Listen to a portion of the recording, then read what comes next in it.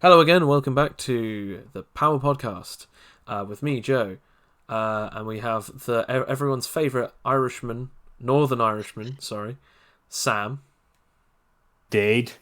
Not those and Irish bastard down south. the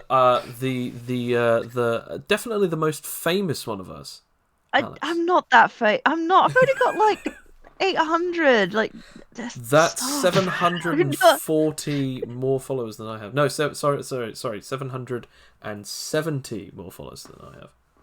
We gotta change that. We Everybody who's we do. following me, go follow Joe. Go Please, do it. please follow me. I'm so alone. Okay, so we're going to talk about. Well, this is going to be more of a discussion actually about everything else that we missed. So, if for those who haven't been sort of paying attention to the last couple of podcasts, we've been talking about the concept of a double-edged sword in items that have massive drawbacks or weaknesses, as well as powers that have massive drawbacks and weaknesses. And we're not talking about like, oh, there's a gap in a resistance, or oh, this is the one thing that the powers don't grant you. We're actually talking about the reason to use this power is because it is a superpower, but the reason why you don't use it is because there is some horrible function that comes with it. For instance, the ability to teleport, but every time it feels like your chest is being punched by the universe, or a sword that whenever you wield it, it grants you great power, but you can feel it stealing away parts of your humanity, or even something as simple as, I guess you could say, eating a fruit that grants you powers, but then you forever lose the ability to swim. We've talked about a few of these, but I think now is probably the best time to actually just talk about forbidden techniques, double-edged abilities, and also just straight up just a discussion on them in general, like the double-edged sword trope in general. Um, I don't know. Do you guys have any I opinions on it in first? Like, what's your opinion on it in terms of like that kind of trope? well, I mean, I think it's just very like basic because I think that like to create drama, you can't just make your characters like all powerful. There has to be something that creates some difficulty in their way or limits their power in a certain way so that they can overcome it.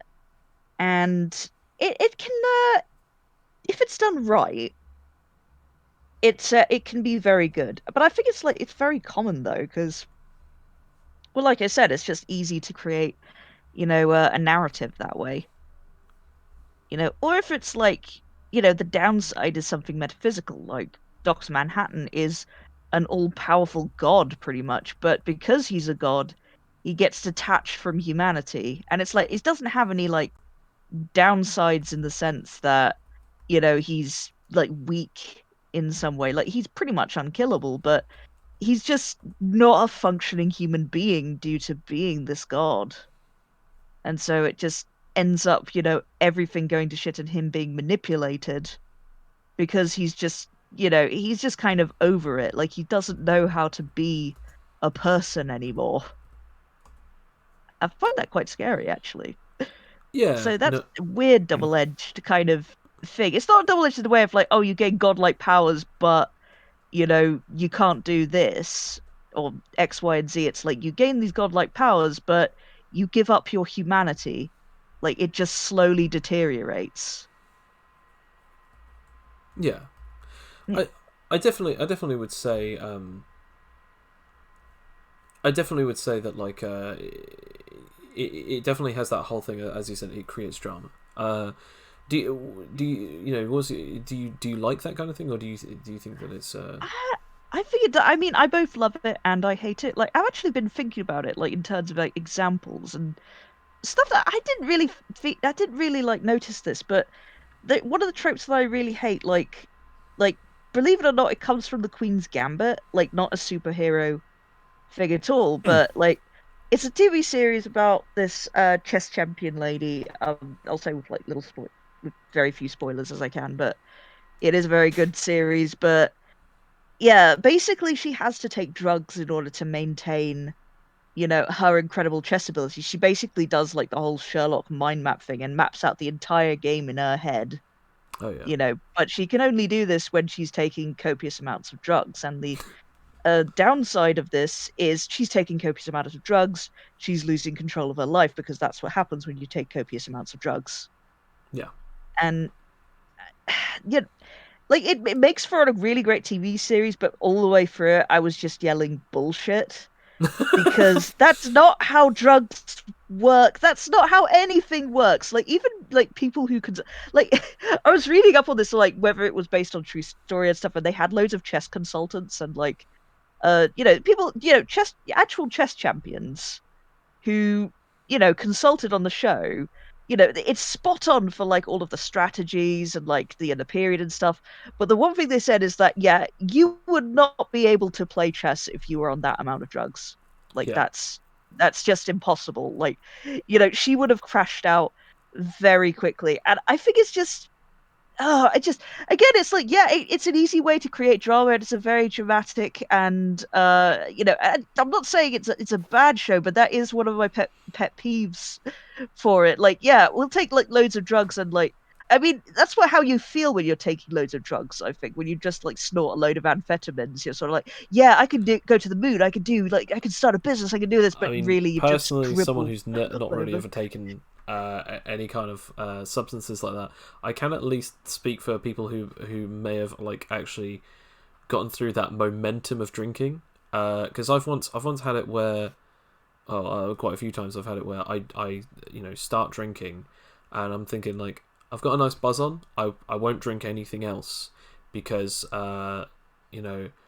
if I drink too much, I'll become too drunk, or I'll get drunk, and then I know I'll eventually become too drunk because I'll start going, I want to keep this going, or I want to make it worse, and it's that thing of I start getting tipsy. I'm like, aha, I really like this feeling, and then I'll start drinking to hopefully keep it going. But that's not how it works. That's not how your liver works. That's not how your body works. It doesn't process it like that. It doesn't go, okay, so you filed a certain amount in, and we're now going to start pushing it through. Now everything else that you bring in, we're going to now keep pushing it through at this speed. No, your liver does not dissolve and break down the enzymes that way. It does not break down sugar that way. So as it goes through, it just goes, you keep piling it on this sifter, and it's not finished sifting everything that you brought in about a minute ago, an hour ago, 20 minutes ago. And now it just becomes worse, and now you become more and more drunk, and it can sometimes mean that you become violently ill. And it's that thing of, it's that whole thing of like, imagine if you got superpowers. Well, sometimes when you're drinking, you feel like there's a different level of like experience that you get from certain things, and that's why it can become that feeling there can be quite an addictive feeling, and it's very dangerous. Like, it is very dangerous. I mean, I think it lends to very dangerous stereotypes about these things. It's Oh, like, absolutely.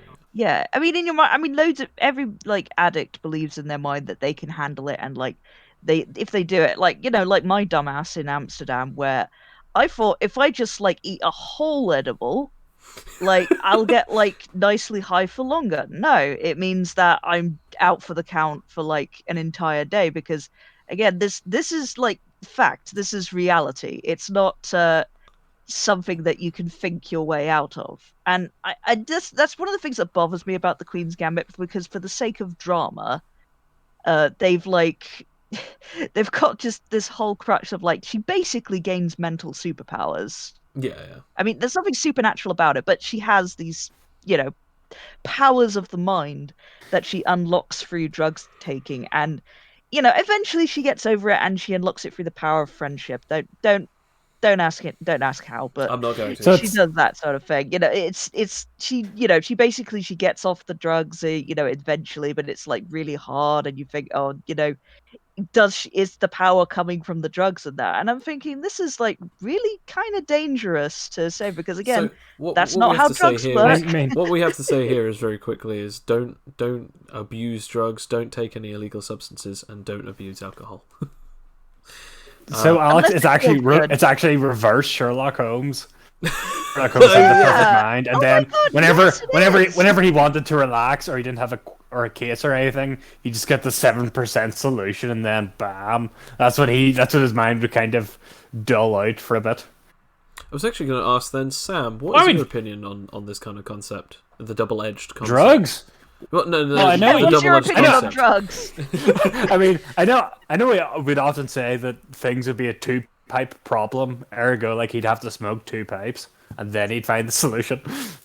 If that helps, smoke. I Smoking, bet he did. do that before you do actual drugs. Before you do worse drugs. No. Don't smoke either. Don't do anything. Stay in your house and do nothing at all. I No, don't think that's say, the sort of lesson here, but Anyway, you know, I would say you should probably I not accept- listen to 3 people who have probably had. Well, okay, no, 2 people, because I mean Sam and I probably haven't lived yet, but 2 people who are fairly boring. Listen to Alex. Yeah, I mean, maybe. Sorry, Sam. Go Please on. don't listen to me. Listen to Watson before you listen to us, because he said don't do drugs. Back in the day, even when it was okay to do it recreationally, he said not to do it. But listen to him before you listen to us. But no, I quite like the concept, but it can be even. It doesn't necessarily have to be like a physical thing. The double-edged idea, because it can be like a narrative thing. Yes, I it kinda can wanna be say. a narrative or Like the example narrative. being every time a superhero actually becomes a superhero, that's when they then have to deal with the concept of being a superhero. Like the perfect example, of course, Spider-Man. Yes. Yeah. Before he gets bit, he doesn't like the most he has to deal with is bullying. I mean, we did see what in another universe we see he became more or less a school shooter if he didn't get bit, but that's a different story. But What? Okay, Oh, yeah. all right. All right, yeah. Oh, We don't yeah, have time Moving on. to spend time on that. I mean, Go on. Yeah, I mean, not school shooter, but like more or less, he just made lizard poison, made himself into a lizard so he could kill everyone at the ball, Of course. as you Of do. course. Yeah. But no, more or less, like the idea that that's pretty much the most he has to deal with in that time frame is just like being mildly bullied.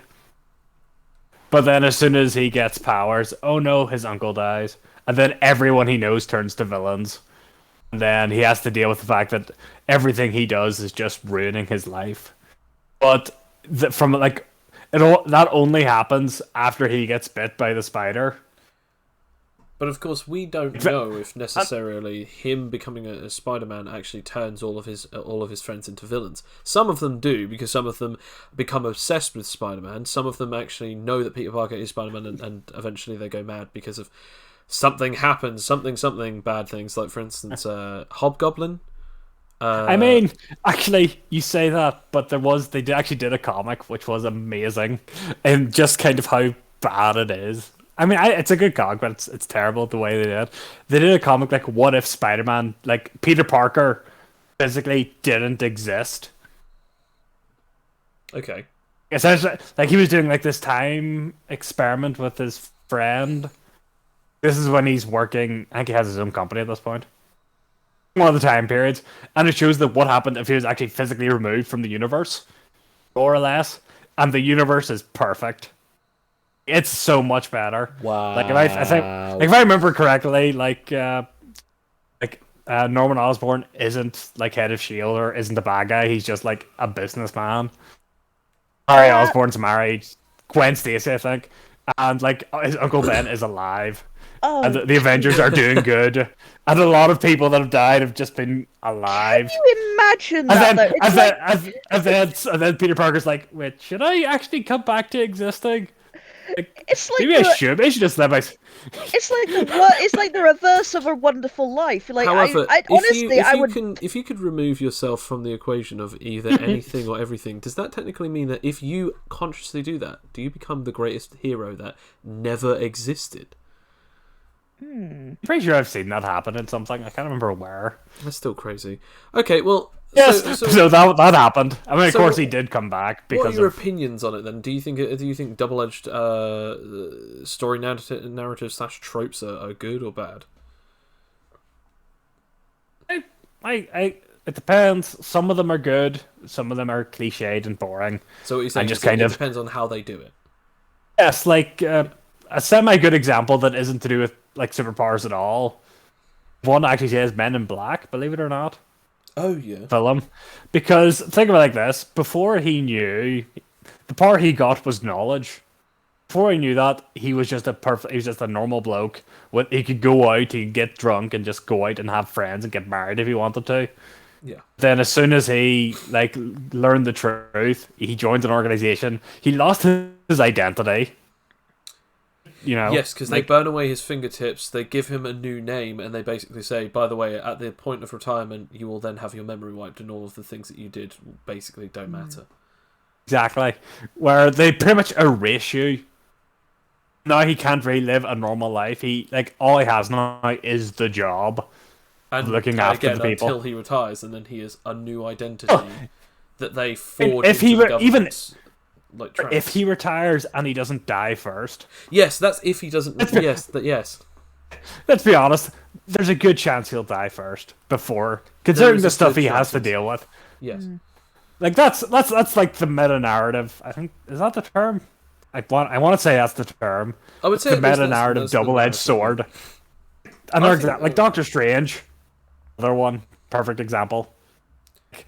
Like in the Marvel universe, like the most he has to deal with is just being a normal, and then suddenly, bam, he has to deal with all this like weird stuff, invading enemies from the outer realms. Although, let's be honest, not much changes in the terms of the dynamic of himself, because he goes from Dr. Stephen Strange, the guy who is the ultimate surgeon, who is a pompous arsehole, who's basically the most important man in the hospital, and then he becomes Doctor Strange, the Sorcerer Supreme, or Stephen Strange, Sorcerer Supreme, a guy who has magical powers, and who is probably the most important guy in almost all of the Marvel Universe, because he can do almost everything with magic. But there's a difference. There is a difference in the Oh yeah, dynamic there. I've way oversimplified that. I'm just saying, like, there are some similarities. That's all I'm saying. Yeah. So okay, so you say it when it's done. I was actually going to say a quick rapid fire round of different ones, real quick. In the terms of powers, you've got the Avatar state from the Avatar. You've got the watch from Ben 10. It has a time limit. You've got also. It sometimes gives you the wrong one. Remember? Sometimes it can give you a wrong one. You've also got the like creatures like Heat Jaws.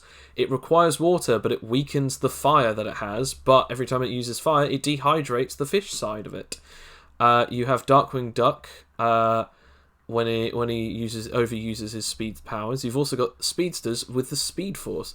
You have obviously Project Daycare from American Dad. If you don't know what that is, it's basically the daughter is a sleeper agent, and it makes her the ultimate killer, and she does absolutely anything that she is ordered to by her father. But there is a problem, because once they've completed their tasks, they kill their handlers, meaning that she then goes to attempt to kill Stan, and she has been trained to be an ultimate killer. You've then got Kaioken from Dragon Ball series, which basically is a special technique that, when using it, it further increases your special powers, physical strength, etc., etc. But the more times you use it, or the more multipliers you add to it, the more strain and damage it can inflict to your body. You have Law and Third Origin from Fairy Tail. Don't know how those work, but I'm pretty sure someone will tell me. And then there is obviously the Mangekyo Sharingan from Naruto. The more times you use these ultimate powers from your eyes, you become more and more blind until you eventually lose the ability to see altogether. There's a ton of different ones throughout all of the different series and all of the different types of shows. For instance, as I said last week, there's the Berserker armor from Berserk. And also the One Ring from the Lord of the Rings, because it gives you the ability to be invisible, but then it's imbued with the will of a very corrupted person. No one can touch it without being corrupted, except from only very small amounts of people. There's a ton of different ones that you could go for. Like as I said, the One Ring, the Infinity Gauntlet, technically as well, because it's like basically the most powerful weapon in the universe. But it could kill almost any being that uses it. That's in the Marvel Cinematic Universe anyway. Another one that I guess you could say this, which is the Equalizer from Supernatural. It's a gun that quantumly entangles you to whoever you're shooting it at, meaning it's a gun that when fired, you fire a quantum bullet, and it connects you to the person that you shoot, meaning that however deadly the shot would be to you, it would be to them, and vice versa, meaning that you could kill a god, however it would then kill you as well. So if it inflicts a wound, it will inflict a wound onto that being, no matter how powerful or immortal they are, but the wound will also be just as bad to you. So that's basically it. There's a ton, and I mean a ton of different ones throughout all of the different series, but I didn't want to spoil too many. And come on, there's so many. But what I wanted to say is, I don't know about you guys' opinions in the terms of this, which is, in my opinion, I think one of the reasons why people use the double-edged sword thing is, yes, I think it's a bit of drama. Yes, I think it sometimes is supposed to reflect the narrative. But a lot of the time, I think that they also do it to remove the possibility of MacGuffinism. And that's an adjective that I'm making up right now. It's to remove the possibility of an object, an item, a weapon, a technique, a power being a MacGuffin. Because again, if someone had the ability to instantly kill, or suddenly summon up the perfect invisibility, or had the power to kill God, and could use it all the time without any downsides, there would be no problem. But to not only create drama, but also to create a narrative problem and purpose, I think it then also discombobulates the problem of the MacGuffin, because it's like, oh, so they just happen to have that gun. Yeah, but they would never use it, and if they did, it would come at a hefty price. Or why doesn't this guy just end the fight? Well, it's because that it can harm him as well. JoJo's Bizarre Adventure has a really good one like that, because there's a stand called Purple Haze or Purple Mist, and basically it's a stand that when it throws a punch, these capsules on the back of its hand burst open, and it creates this flesh-eating virus, and it will kill any living subject. However, the gas apparently may be able to also affect the user, but it's completely other than that, because I don't think they ever show or confirm whether or not the user is affected by it, but they completely show that it can affect anyone, friend or foe, and he can't control it. Like, once the mist is out, the mist is out. So that's again like this thing of, man, that power is really ridiculously good, but he never uses it any more than once in the entire series, because if he used it any more than that, other people in his team would just be eaten alive by the virus. And also, there's again no guarantee that he wouldn't also be eaten alive by the virus. So that's what I mean. I think it's that whole thing of, look, this is how dangerous this is how powerful it is. This is why the heroes, or the main character, or the antagonist, or whoever in the story isn't going to use this any more than once, or isn't going to use this any more than X amount of times, because if they used it every single time, there's a possibility that it would just completely kill them. And also, if they use it every single time, it would then become a MacGuffin in the terms of the character is a MacGuffin, because for some reason it's not killing them. So that's my opinion on it anyway. So that's kind of a mixture of both. I don't know if you guys have anything extra to add to that. I think that it could be done another way as well, like other than, because it can also be, it can't entirely be detangled from MacGuffinism, because like many things in writing, it's like, oh, well, they're like knocked out at this point, or oh, they're just mysteriously not there, or oh my goodness, they've just come in at this moment, when the villain is monologuing. That it can still be there, but I also think there's another way that you could do that as well. So you could have a potentially powerful character where basically, in order to get the power, they have to unlock it and basically know how to use it. Sort of like a video, kind of like video game progression. I mean, you kind of see this in the Avatar series anyway. They learn new techniques, and they just basically get stronger and learn how to control and access their powers. Like, they have to actually go through like a lot of philosophy and meditation in order to even access the Avatar state. And lots of traumatic experiences, because it can be a reflex of that. So it's not necessarily like it has to have like a permanent downside, like in JoJo's. It's just like, that's something that the story will progress later.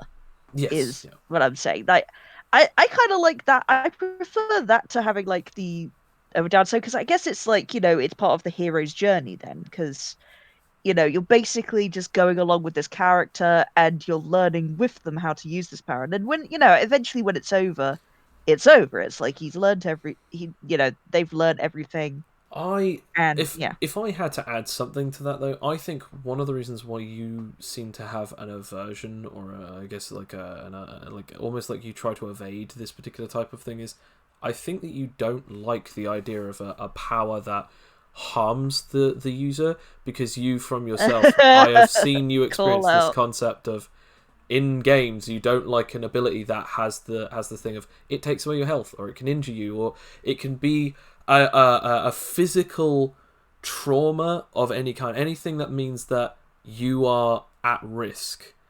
I think it's Yeah, that thing I of, will say you don't have to call me out like that, Joe. I oh mean, no, I come on, do, don't bring that in there. as not only your No, friend but I also mean as your you're DM. right. I mean, it's absolutely right. As your therapist, it's yeah. I mean, you're kind of right there because yeah, in my experience, it always has the real problem, which is why actually I'm going to bring up Pokemon again because I have a Pokemon with a special ability. Like, I've got this Alolan Marowak that has like a special ability where basically they can't take recoil damage ever. Oh, Like cool. that's their special ability. Any recoil moves that they have just won't do the recoil damage on them. And my God, it's way more fun to play now. It's like I love my alone Well, yeah, because all Marowak. the We're risk has best been buds. taken away. Like, this is what It this is my has. It's point. just You can now remove that risk, and here's why I think you prefer the concept of things like weaknesses over recoil, is because with weaknesses you know what to avoid, because it's like, Mhm. for instance, a human, we cannot breathe underwater. Cool, I'm just never going to live underwater. Or cool, I'm never just going to dive straight underwater multiple feet so that I can't swim back up. Or our skin will easily burn against fire. Cool, I just won't run through fire on purpose. It's these things of, obviously, if a situation unfolds around you, that is something that you have to deal with, but it's not something that you would specifically find or go through or search for, because you know that it can affect you. Whereas like a recoil, it's that thing of, oh man, I will never use this, I will never touch this, or no, this is awful, I want this power gone, because I know that I'm going to need it at certain circumstances, but I know that it will just kill me, or I just don't want it to harm me in any way, shape, or form. I want everything to be avoided rather than definitively going to hurt me, regardless of how good this ability yeah. is. I mean, Uh, this is how I live my life as well. Like, it's just I don't want any recoil damage in real life. Like, I ain't going in the ocean. That's where you are sharks live. you're That's their very home. evasive, not self-destructive, and I think that that's kind of an interesting thing. There is that you're not a person that is capable of sacrificing. And that's not necessarily a bad thing, because again, Oh no. yeah, as you said, like I mean, yeah. like I mean, look, yes and no. pain I mean, hurts. Okay, I'm not gonna break my hand just to throw a punch. I mean, this is like, I mean, to get like kind of serious, this is like when I knew things were getting really bad, and I do like, have sacrifices in other areas. It's just that, I had like a real dark period in my life where like I did consider like self-harm and stuff, and that freaked me out so much that I went and got and get help. Yeah, That was like the thing that made it, because it's like, no, you don't like pain. Pain hurts. What are you doing? What are you doing, me? Get out of here. Get to the doctors. I Get think those lovely, lovely drugs in your system. I think that is. Here we go, back to drugs. No, I think the thing is that like it's so important, because I mean, if you think of it that way, is that like that kind of sacrifice is something that you don't want to take, and again, that's just how the kind of person that you are. That like to such a personal level in games as well as in real life, you're not a person who would be like, it's worth that sacrifice. Your brain immediately goes to, I don't care how good that ability is. I don't care how good the give is. The take is too much. Oh, but it's a tenth, or it's a 1% of what the give is. No, that take is too much. Any take is too much, and that's a good way. That means that you as a player in a game is not willing to take that risk, because there is in tabletop games, there's always that 1 in 20 chance that you could get a really good ability, but there's also a 1 in 20 chance that you could do this. And this is why I always say, if people had the chance to remove the all of the badness from natural ones, but it also removed all of the goodness from natural 20s, people would probably take it, because they don't like that risk of their modifiers being completely made useless. Or just, like, oh no, instead of this one really cool thing that you do, an actual one guarantees that it fails, even if you're really good at what you do. So, I still believe that. So, I mean, that's kind of an interesting thing that sort of brings us up, and it's actually one of the things that I wanted to bring up here, is that, like, obviously recoil. That's one of the types that I know that you're not a fan of, because of that. Mm-hmm. And it's kind of an interesting thing. But I actually wanted to know, sort of, going from that to this one, because this is the topic that I was going to actually ask Sam more about, which is, in the terms of abilities in narrative, or even just being a character in a narrative, or having a weapon in a narrative. Obviously, say for instance, a guy has been given a gun, and at some point at the end of the scene, he is going to have to pull the trigger. And the downside is, in the narrative-wise, he saves someone, yes, but the downside is people now know that he has a gun, and that could be very dangerous for everyone around him, or even, like, he shoots it to warn the bad guys to step off, but then because that now any of his friends know, they have the chance or the possibility of calling the police and saying that he has an actual illegal firearm or something in a show, in a movie, anything like that. But my question to you is, though, Sam, is if you got the chance to make a drawback or a downside or a weakness or anything like this, a double-edged factor, what would it be? Would you prefer a narrative-based one, or would you prefer physical, actual, literal weaknesses? I mean, I don't know. Would depend. Depends on a lot of things. Like, one of the ones I was thinking about was mostly because this was like, remember you're talking about invisibility? Yeah. And mostly because I don't know why it's still stuck in my brain. I'll try and get it off for next week, so I'll talk about something else. The same way you talk about One Piece. Yeah, the Shadow. Shadow. I mean, you're playing as a character who's basically the Shadow, so fair enough. Yeah, but he is. The difference is that the Shadow, at least in the movie and in the radio, I think he can do it in the books, he can make himself invisible by clouding the minds of men. They can't see him. However, they can still see his shadow. They can tell where he is by where his shadow is. Reasons. Okay. So essentially, if they can do like a flashlight, they'll see his shadow, but they won't see him. You get it? That's kind of interesting. That's the downside of his power, is that because he's able to cloud the minds of man, he can do that, but he can't hide the one thing, being his shadow. So he could do this in broad daylight, and people would still probably be able to find out where he is, because there'd just be a big black spot in the ground, or a man-shaped shadow walking on it. So if anything, that's more noticeable than a man walking down the street. Yeah, which is why he tends to work at night. Oh my god! What if the downside to that power is that you could only work during the daytime? You'd have to work in a lot of dark buildings. So you'd have to make sure that all of the things are during deals in darkened out buildings. But actually, no, it would make more sense because there are more shadows in the daytime, though. So if your power is being a literal shadow, it may not be so bad. You just have to well, that's the problem. You'd have to attach yourself to someone to have stealth. I mean, the thing is, though, he's not a living shadow. If it's darkness, no one can see him either.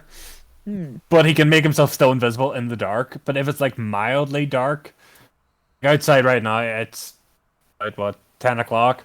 It's still light enough out there. I could probably drive with just one of my lights on. If I wouldn't be able to differentiate shadows out there right now, so he'd be he could become invisible right now, and I wouldn't see him out there. That is true. Fair enough. You could run him over. And it could. That is true. I enough. I think he'd probably see me and probably jump out of the way first. But that's like One would hope, Sam. That's like one of the downsides to his power.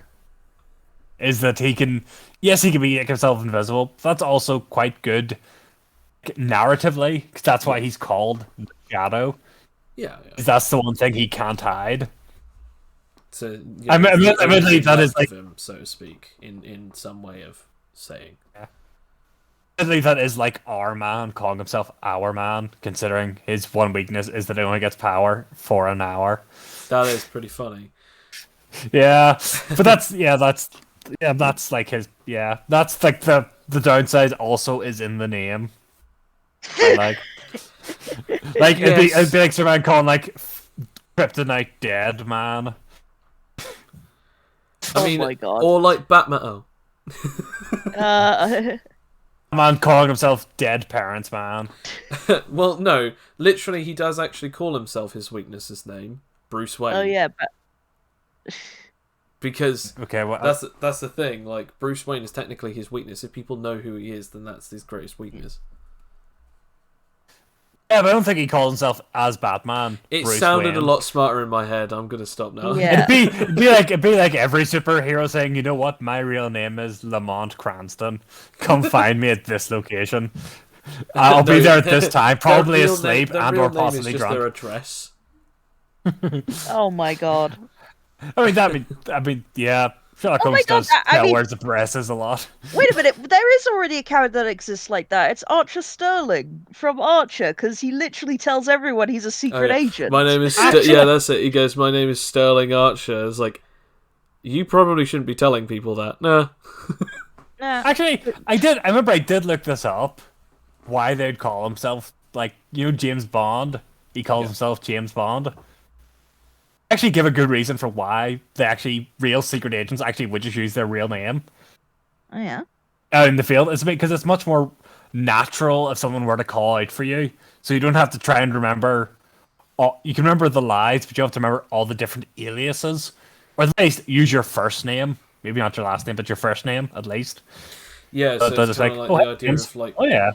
But the funny thing is that like I swear, like in something they actually do state that like at some point in like I can't remember what movie or series it is, but there's a guy who's like he's always kept the same first name, but he changes it ever so slightly. So it's like, oh yeah, my name is Bartholomew, my name is Barry, my name is Bart, my name is it's this, that, and that, and it's just like it turns out that his real name is Bartholomew, but he always changes his last name to like Garrick. I think this is in Smallville because he's called like Bartholomew Allen or Jay Garrick or any of these things, but eventually you see like some of his other IDs and they're all just Bart, Barry, and Barry and Bartholomew, and it's like Bart, Garrick, Barry, Allen, Bartholomew West, and it's like all of the different names of all the different possible speedsters from the usual good guys, and it's like that makes sense that he's just changing his first name to shortcuts, like for instance my name being Joe or Joseph, and then just going like, yeah, it's Joe Smith, Joseph Harrington, and it's like or Joey Dan or so, I don't know, Jojo, yes. Again, so I think that's kind of interesting. I was actually going to say that, so we'll get into this then. What do you think about double-edged or forbidden techniques being things that do have recoil or do have massive drawbacks physically? What do you think about those, though, Sam? Recoil. That is the question. I semi like it. Semi being the keyword. Like, it only really works. I don't think it works well in like RPGs. Works well in a story if it's the last page of a story and the character dies after doing it in a heroic sacrifice. In stories, like if it's actual damage to self, it's just kind of okay, I'm gonna do this because it'll probably kill the enemy, but I'll survive it. Yeah. It's just kind of like it's not kind of metagaming. I want to say it's not really that interesting. If it's just I do recoil damage because I do recoil damage. Yeah, I see that. But if it's like the heroic self-sacrificing move that's going to save the day, or like one of the things that I thought of for this was in One Punch Man, where Genos is it Genos or Genos? Genos or Genos, either way. But yeah, I think in Like, the show they call them Genos. Like he uses his all of his power up in the heroic Yes. blast to try and destroy the meteorite, and more or less he's like done at that point.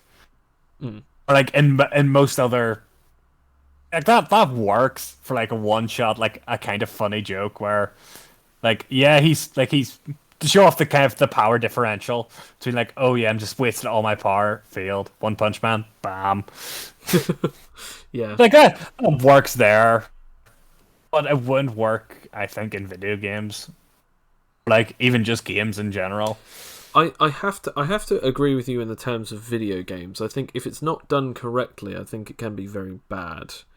I think in RPGs there is a potential possibility for it being kind of interesting because again, RPGs, especially tabletop RPGs, they are a level of kind of interesting. I feel like if you could choose recoil, and you personally choose it, and it's like, I would only ever use it in this particular circumstance, or I'm only choosing recoil because it then means that it's easier to do. For instance, you take recoil in the stead of something else that would make it more difficult or make it more costly. Like for instance, in RPGs, like you might have like a special blood ritual magic attack where it's like you sacrifice some of your health points to use it instead of using your magic. So therefore, like you have more magic. Like in the Necromancer class in Elder Scrolls Online, you can use certain magical abilities that instead of because you can get a perk, instead of draining your magic, it drains your stamina.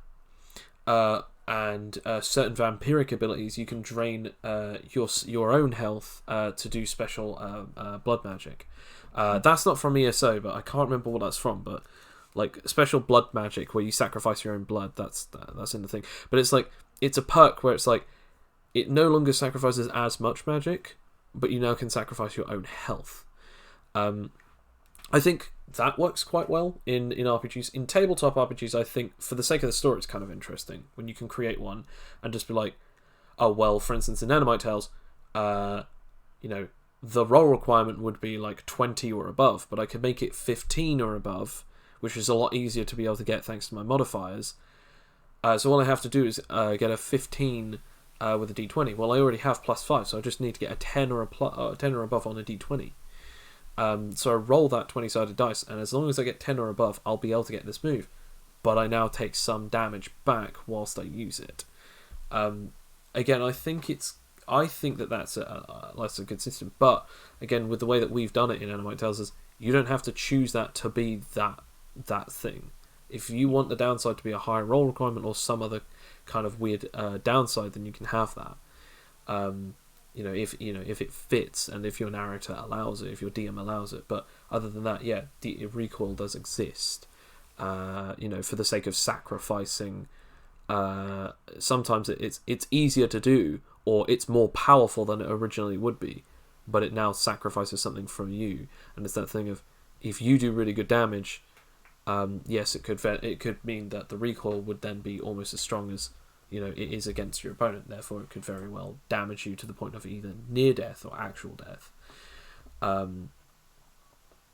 I think obviously Alex has explained that you don't really like doing that because again taking those risks are always rather scary and always rather just something that you just want to avoid altogether. And actually, you know one character. You remember the character I made, that empath character though? That didn't have exactly a recoil ability, damage ability, but it was like a massive downside in that the roll of the dice determined whether you would give yourself a bonus or you would give your opponent a bonus. You remember that from that was based off of ago. a random ability where you'd roll a d4, roll a d6, Yeah. and each one of those 6 different things it would be like, or you flip a coin and it's like, okay, it affects me, heads it affects me, tails it affects someone else. and then Yeah. it's like you roll a d6, and it's any of those random 6 ones, and half of them were good, half of them were bad. But the thing is, if you got landing it on you, and the first 3, which were good, it'd be like any of these first 3 would be great.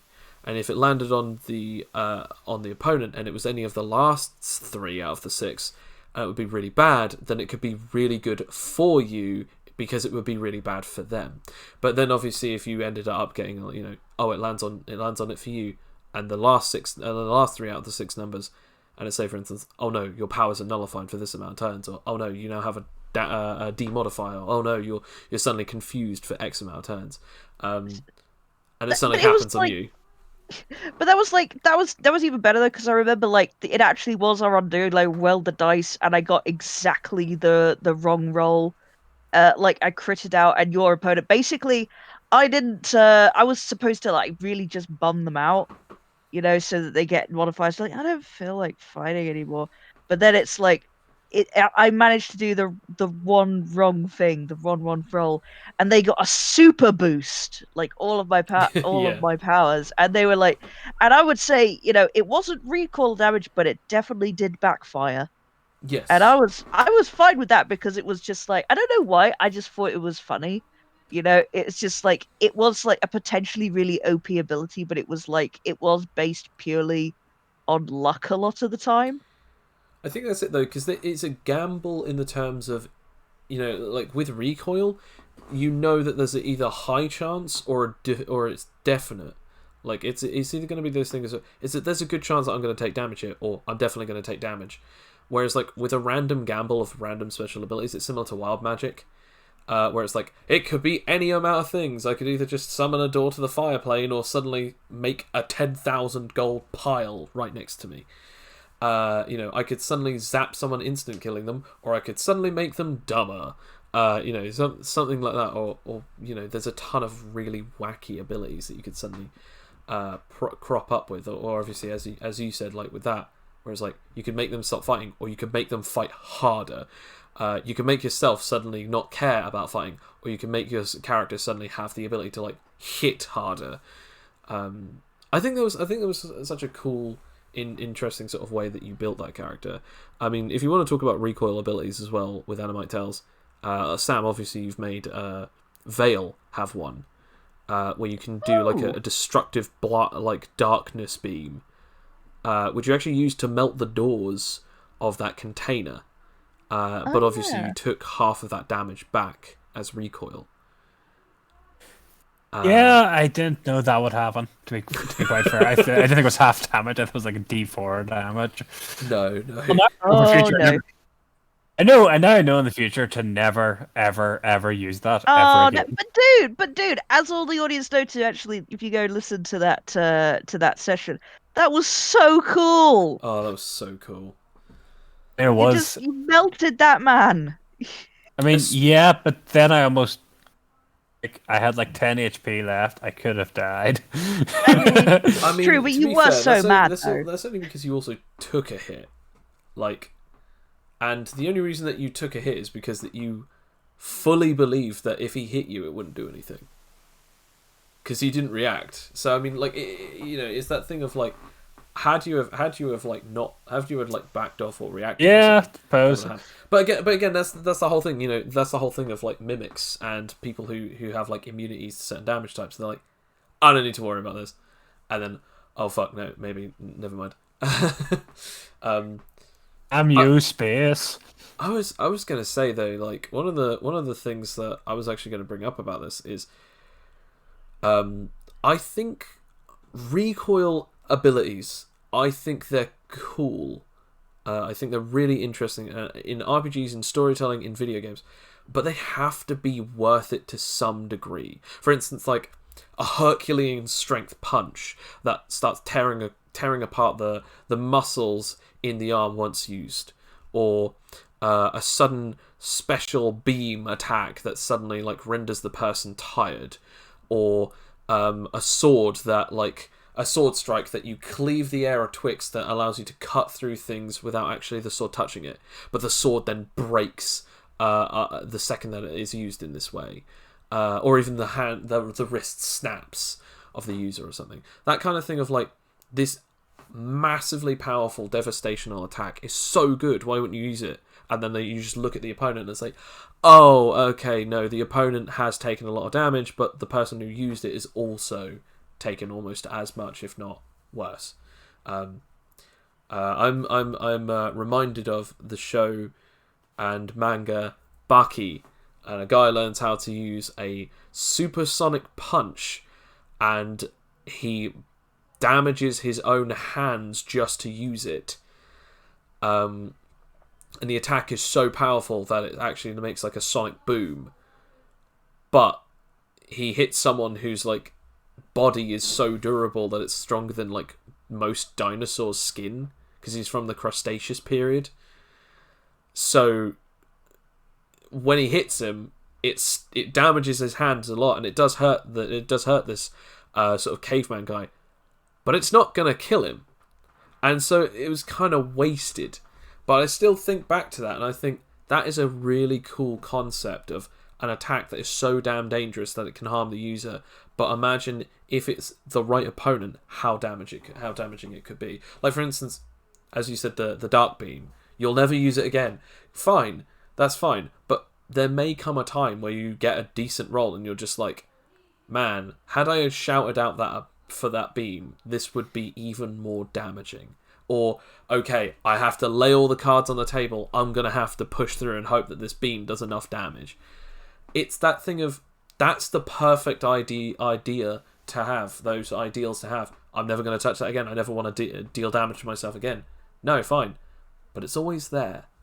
And there's always a possible chance. And I think that's the most important part of any double-edged thing, is that the second edge needs to be either as sharp or just slightly duller. But it should never be that thing where the double edge is nothing. Because then, obviously, why would you ever not use it? It's supposed to be like, when you create a double-edged ability, it's as dangerous. Which is why, I have to say, it's one of the reasons why I hate the Chaos Blade in Dark Souls 3. Because it takes away your health every time that you hit someone with it. But it's not that good. The trade-off is not that great.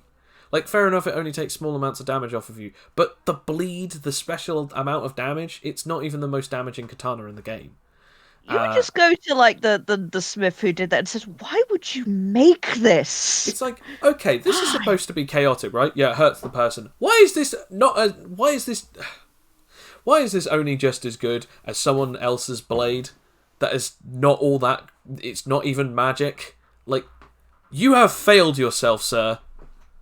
Like, it's like someone found out how to build a gun, but the way that it works is that it fires out 2 identical bullets either side of the gun, so it shoots the person who also uses it. So it shoots them as well as the person that they're pointing it at. And it's like, why did you not build the gun that just shoots a bullet forwards rather than forwards and backwards? Like, why? You know? Do not question my genius. It's like a gun that's so powerful that it just explodes in the person's hand, blowing apart their hand. But the caliber of the bullet is a 9mm. I mean, you might as well just buy a gun, just a regular gun. None of this shit. A regular gun, yeah. The double edge should never be sharper, but it cannot be to the point of it which is so dull. There's no use of calling it a double-edged sword, because at that point it's like, well, why wouldn't you use it, sort of thing. And who knows when I will use that technique again? Shadow knows. So I had to use the tagline. I've been waiting waiting to use that there for the last 5 minutes. As you're talking, I was waiting, and I got the perfect moment. You were waiting in the shadows. In the shadows. In the shadows. I'd have to say, quite possibly,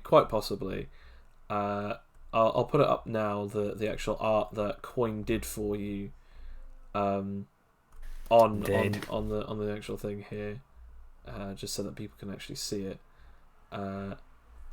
which is like... this is your character for the villain campaign that we're currently doing, Shadow. Well, the veil. No veil. The veil. Don't want to get copyright claims. You may have guessed. I'm not sure if he is public domain. I don't think he is.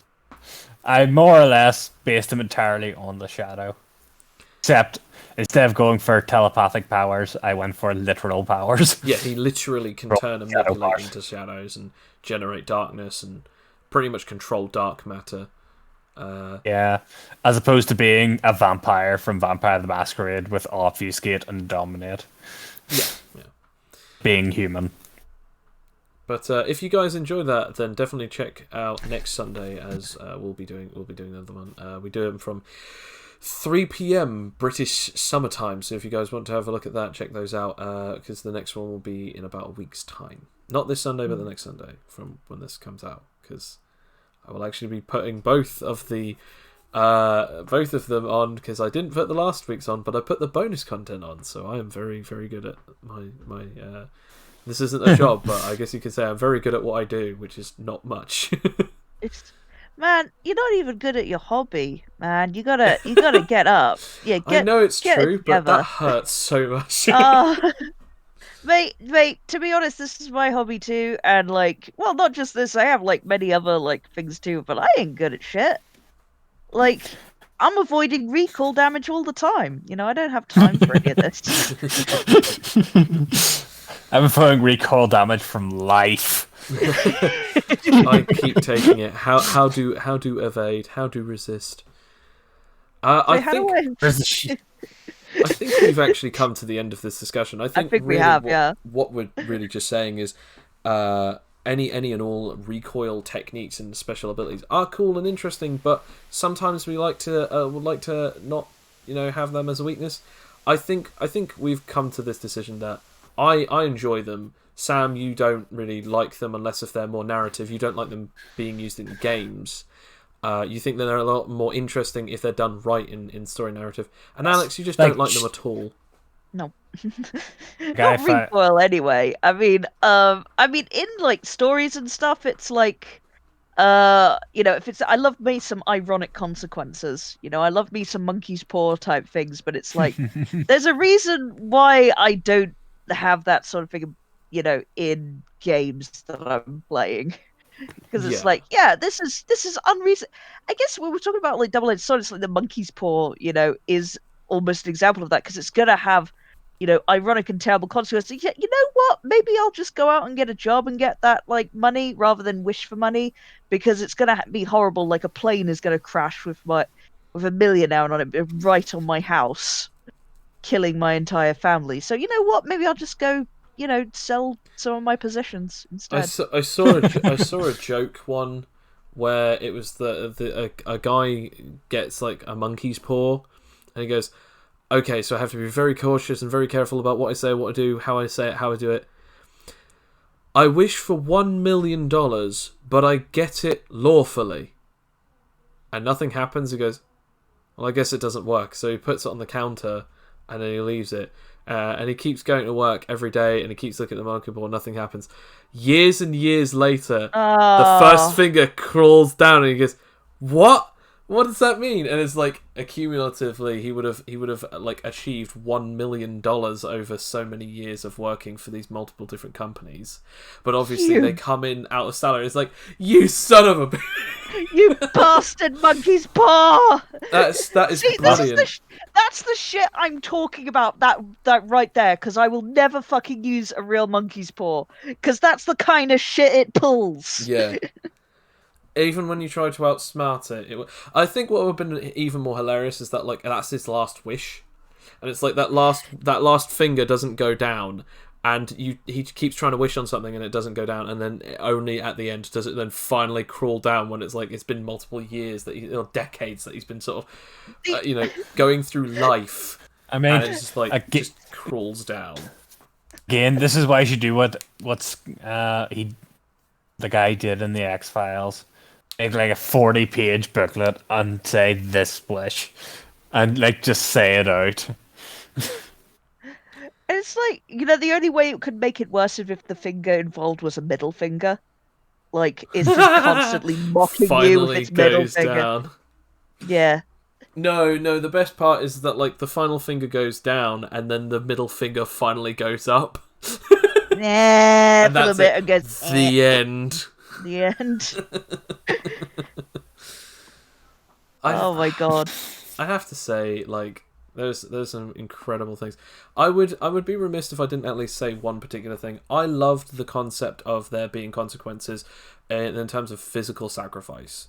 I feel like that concept of, it may seem very archaic, but I like that concept of, again, as I said, the Kaioken or the 8 inner gates from Naruto and Dragon Ball Z and Naruto, respectively, is that concept of you use an ability, it increases your power, but at the same time, it's like it's tearing apart your body's limiters. So at some point, it's going to tear you apart, or it's going to damage you, or you're going to be more susceptible to damage. I like the concept of the Mangekyo Sharingan because it's that concept of, okay, you have these ridiculous powers that come from your eyes, but they're slowly taking away your sight. Use them wisely and use them carefully, use them sparingly. Like in Charlotte. Even I was. This is the thing that I was going to say, which is what I wanted to add to this. As Sam, do you think that if you had any of those kind of powers, either all of them or at least some of them, or even one of them from Charlotte, would you take them? It depends on the power, obviously, because some of them are pretty terrible. Yeah, admittedly, yeah. they all have a big downside, but some of them yeah. are pretty. I mean, it's the But same yeah, thing which with My is Hero the one Academia. that you would take though? I asked my brother Some of about them this, are- like, My Hero Academia, More- because I said, because a lot of the things in My Hero Academia is they have a physical mutation or they look a certain way, and it's like, okay, this one guy has this shadow that comes from his stomach and he can manipulate it any way he wants, and it's like really powerful, but he has a bird head, like he's a bird head with a human body, and then he has the shadow that comes out of him. Would you take that power if it meant that you had to have a bird head? You're asking a furry this? Yes. Sam? I mean, this is a question definitely for Alfie, considering his characters. Probably. If I could control shadows, hell yeah. I'd say yes. I mean, Bill said no. He said no, I don't want a bird head. I mean, Which is ironic considering like the character that he's most known for. Phileas, I guess it's a permanent but the thing is, Phileas can choose when he turns in and out of that Phoenix mode, whereas like you'd have a bird head permanently. I'm not that much attached to my head, besides it being physically attached to me. Not that attached to it.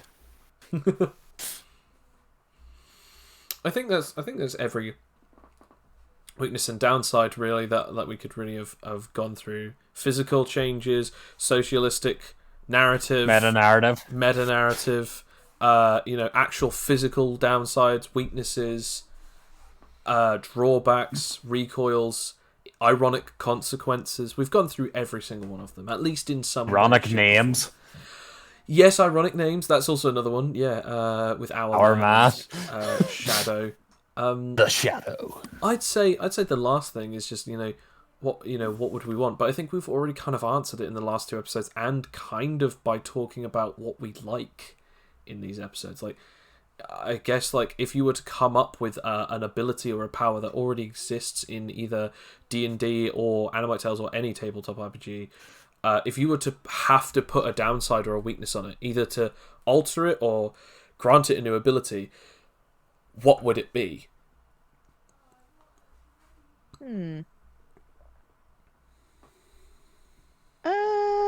Yeah, I mean, actually, I think Sam's going to be better than asking it because he could just answer what power from Charlotte he would have. What power from Charlotte would I have? Power from Charlotte would you have in, I guess, like a tabletop game? Oh, in a tabletop game? Well, probably the one that his... Okay, spoiler.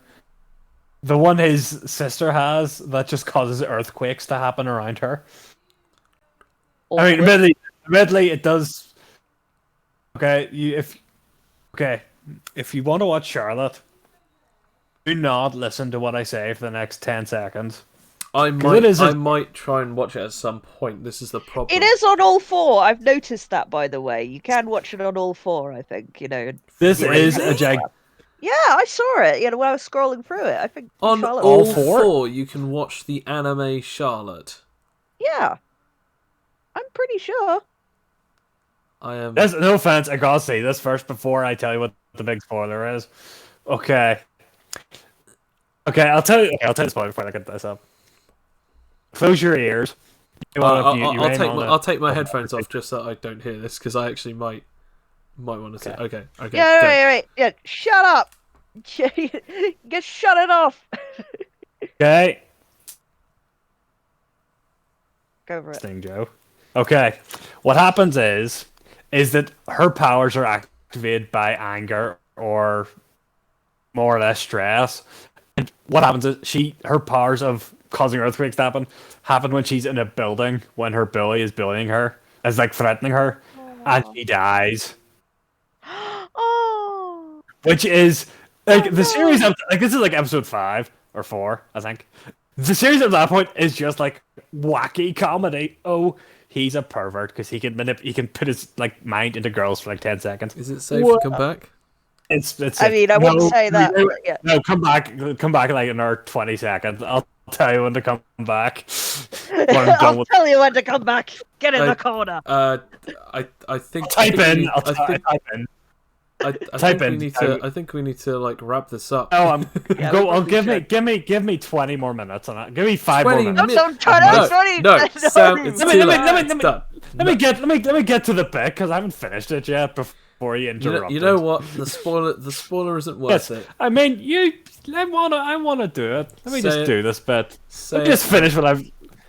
Okay, at that point, up to that point, the series is quite happy. That's as I always tell people, the series is like happy, then it just gets real. What's the power? Just Fucking real. Just I told you the power to make earthquakes happen. Okay, so what's the downside? What's the recoil to it? I told you. Well, it's spoilers. Have you said it already? Yes, I told everyone what happens. Okay, so that's Sam's. Alex, what would yours be? If in an RPG, Charlotte? if you were to, In an RPG. in an RPG, if you had to add a recoil, a power, a downside, a drawback, some kind of double edge in an RPG it or a wouldn't video be. game or something. It wouldn't be recoil, but it would be some ironic sort of thing. It would be sort of like, yeah, during Holy like, crap, it is. yeah, It is. All Right. 4. yeah. Yeah, I told you. I tell truth. That's on all four. crazy. I know. They've got quite a few animes on there, but that's like another story. I guess it would sort of be like, I mean, I'm really not sure actually, because I wouldn't like a recall thing, but I figure it would be like a different sort of weakness. Like, I'll tell you what I would do. Actually, I'll be something like from Batman Beyond, where I'd be Ink, where like, I am like, this cool sort of like oil mimic, but my weakness is something as common and as easily accessible as water. And it's like, I cannot, I'd have to, I would be able to like avoid it and get out of it and have loads of these upsides, like be able to like travel through anything, turn myself solid to like hit back if I want to. But as soon as like a pipe bursts or something, I am just screwed. So it's like there's always that danger. And, the planet is made up of mostly water. So it's like there'd always be that danger to it. So it'd have to be basically clever just with slime it. mimicry. Yeah, it would be slime mimicry. Well, I mean, even more so because the downside would be even worse. I think I'd be able to even take cryo damage if I was Ink I mean, as well, because I think she doesn't. So do they. Yeah, but like double cryo damage. Oh, like okay. it's like I'm essentially fucking. I don't dead. think That's what water. she is, took though. cryo down. I think she just froze. Did she just freeze, or like there's like? She just froze. I think it more or less meant that she could be break. She's more breakable than most people when frozen. I would definitely say yeah, because that would like with slime mimicry it would be like okay, you take that damage, sure, but it's like yeah, I would be frozen solid and you could break me in half. Like I'm a dead at that point. Well, I'm gonna say my. I'm gonna say my. She was one still alive. Just because that I kind of have to say this one. Then in the terms of narrative, I don't mind the idea of like obviously they forget something or that like each and every time like we actually had one where it's like one character have this power called betrayal, where every time they betray someone. Literally either by stabbing them in the back or making friends with them and eventually attacking them, they could then, if they killed that person upon the eventual betrayal in that encounter, they could actually steal their powers and either use them as in like one of those techniques that they had through their powers, or they could actually steal their powers and put them into an object. However, the downside of betrayal was that every single time that they met someone, both they and the person would have to roll a willpower, and based on the specific situation, that person might start getting paranoia, and it makes it harder and harder for that person to actually become friends with them. So therefore, like, that's the downside. You can never truly easily betray someone. You have to like gain their trust. It's not like oh yeah, shake hands, we are now friends. It's this thing of like, no, look, I've just met you, calm down, and like, I just helped you and like saved your life. Yeah, all right, buddy, calm down. I just paid for your entire mortgage. All right, maybe we could you're be a bit friends sus. one day. You're a bit mate. sus though, and then like or the fair silly fool who just goes, yeah, okay, we're friends, but I'll die for you. That's what I was hoping you'd say. Sort of thing. Obviously, the physical weakness ones, I love the concept of them so much that I think if I was to create another character for anything, I would love to create a martial arts character that has a ton of different abilities. Specifically, I've been wanting to do this one for a while, which is a Havoc child that has like the 4 different elemental damage types, is a physical fighter, works with hand-to-hand and martial arts combat, but has a bundle of different pure techniques that each time that he lands them, it does more damage, like rolls double or 1.5 times or anything like that damage, but then he takes half of it as recoil, and it's just more and more dangerous for him to keep using these kind of abilities. But the whole like gimmick that I had was that like with his hand-to-hand, he would actually, with his hand-to-hand and martial arts, he'd be known as the High Fiver, because he has 5 different elements: fire, lightning, energy, ice, and physical. So he would be known as the High Fiver because he could then high five someone, and each high five was a different element or a different damage type. But he was cursed with cringe, basically. He was cursed narratively. Every time that he says it, he makes people just like super cringe, because it's just like, it's a very cringe-worthy thing of like, haha, yeah, Ultimate 5, and then everyone's just like, no, because I sort of based him off of the High Five Todd from Scrubs, which I recommend so hard. I mean, that would be amazing going up against characters who are all like grimdark, sort of like, the Veil type characters, and they're just like, "Hey guys, high five!" It's like, oh, can we get rid of him? Can we get rid Push of him this off a guy? cliff? Yeah. What we're saying is, Joe, play Jim Sterling next time. You want me to play Jim Sterling. a Jim Sterling? Yeah. Jim Sterling playing a corporate executive. Oh wait, yeah, that's like yeah. That was the voice you're doing, Alex. Yes. So Hi, anyway, guys. if any of you guys enjoyed this, definitely listen to more of our podcasts, as we are doing these known as the Power Podcasts. We have done many before, and the next episode we would like to hear from you guys. See what episodes you would like us to do. Recommend them in the comments, or tweet at me at Animite Tales. Tweet at Alex at Obscuracom. Or you can check out our Patreon at the Animite Tales Patreon, which will be a link in the description below. We have a couple of tiers that you can actually help support the project itself, so as well as anything that you do goes towards the art that we actually have and add for our module books that is currently being written, as we are currently writing a rule book for the Animite Tales, which at some point will release a beta on Drive-Thru RPG, and at some point later they will then try and get the actual thing published on, I believe, Amazon CreateSpace. So if you guys are interested in that, and you want any of your arts or NPCs or items to have art and to be written into the game, then definitely check out our tiers and support us on Patreon.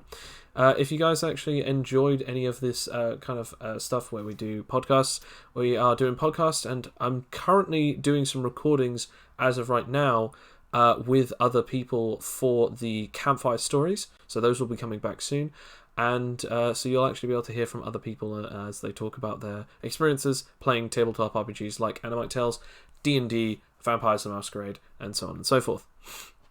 If you guys want to hear any other kind of stuff, we have them all on the channel at Animite Tales, and also Joey the Mystic, which is the Twitch that we sometimes stream on, as I stream every fortnight the villain campaign that we're doing on our playlist known as Dev Plays, as we develop the game and playtest it in front of all of you.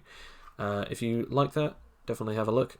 Check, like, subscribe, and tell us what exactly you'd like to hear in the comments below. Thank you very much. That's Connor. And goodbye. Bye. See you in the future. And as always, ciao ciao for now.